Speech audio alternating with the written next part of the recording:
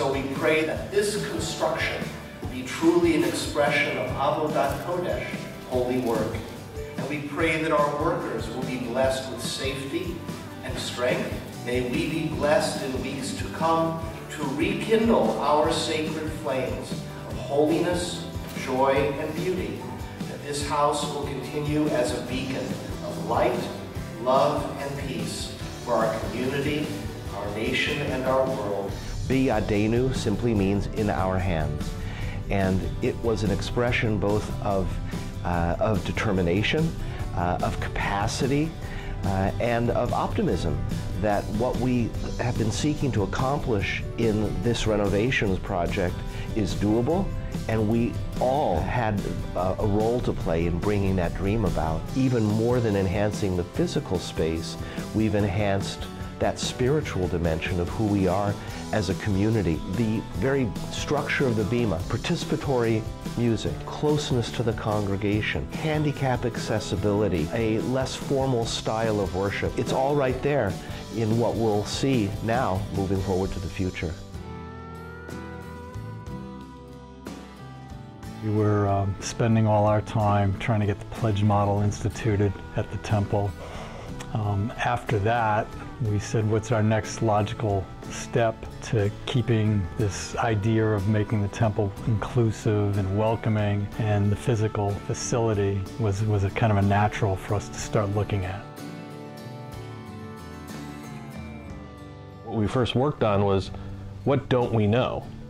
And what we didn't know was whether or not the congregation would support it and at what level. We started actually surveying the congregation to see whether or not they'd be interested in a renovation. The result of that process was a creation of, as we called it, a master plan, a wish list of all the great projects that we could potentially do as a renovation.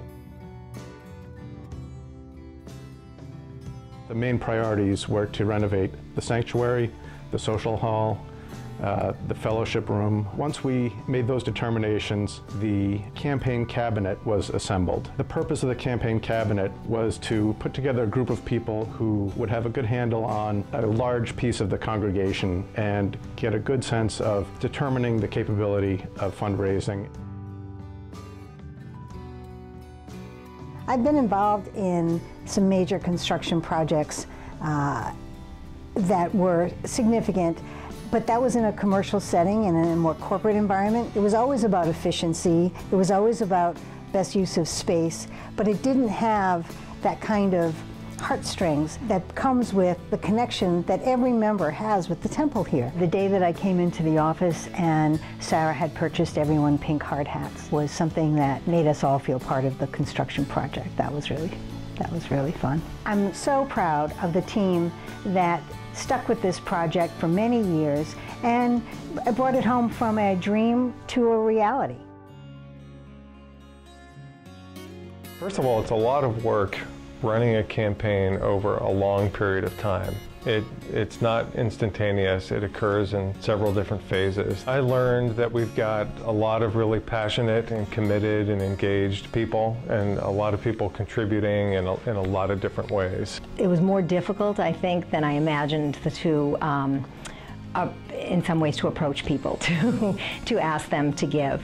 And having the support of the cabinet was really wonderful. Looking forward to my daughter's bat mitzvah in the new space. I think many other families will choose to have their bar and bat mitzvahs here. It will be a beautiful space and really conducive to celebration. We're growing, and our programs are growing, and the place is very dynamic. And we need to have a dynamic atmosphere in which to carry out the mission of the synagogue and the importance of the synagogue in our lives. We stand on the shoulders of those who came before us. It was our obligation, I believe, to really update the building and make it reflective of the pride that we have in the congregation. We needed to find an artist who could take our vision and make it a reality. We did a national search and looked at artists in different mediums: steel, wood, stone, mosaic, glass. Eventually we found an artist, and actually she's somebody who's local, which made it even better. The ocean sounds Adonai, the ocean sounds its thunder, the ocean sounds its pounding above the thunder of the mighty waters. When we first came into the studio and we saw the glass being fused, it was awesome. It was inspiring. It was the first time that we could really see what this was going to look like. I had my first meeting with the committee almost a year ago. It was Valentine's Day 2018, so it started with love. And I think that was a good omen. The theme was already given. They said we would like it to be about water. And my approach was really looking at water not just as a universally understood life-giving force, but also how does it relate to the Jewish faith. For me personally, it was really water as a synonym for God's blessings, how they flow, that even in the darkest time, it keeps flowing, it keeps giving.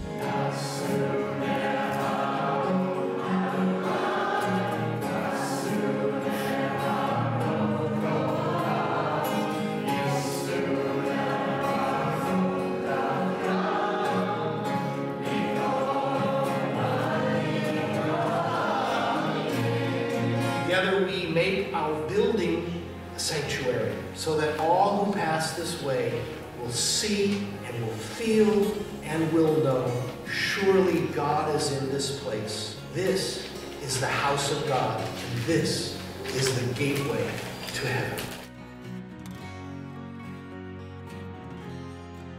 This wasn't just a new bedroom, a master bath, or a kitchen renovation. This was building a house of God. And I think that moment really resonated. It's been especially enjoyable and emotional to really see this process really take shape. I think it will create a lot of energy for the temple. This was something that, again, spaced over 5, 6, 7 years taking through that. Numerous different boards is very gratifying. It will always connect me to Temple Emanu-El, so that's a wonderful, wonderful feeling. It's done in a way that wasn't very top-down, it was very bottom-up, which I believe in, wholeheartedly. This has really been a labor of love for many people, and it isn't just about new wallpaper.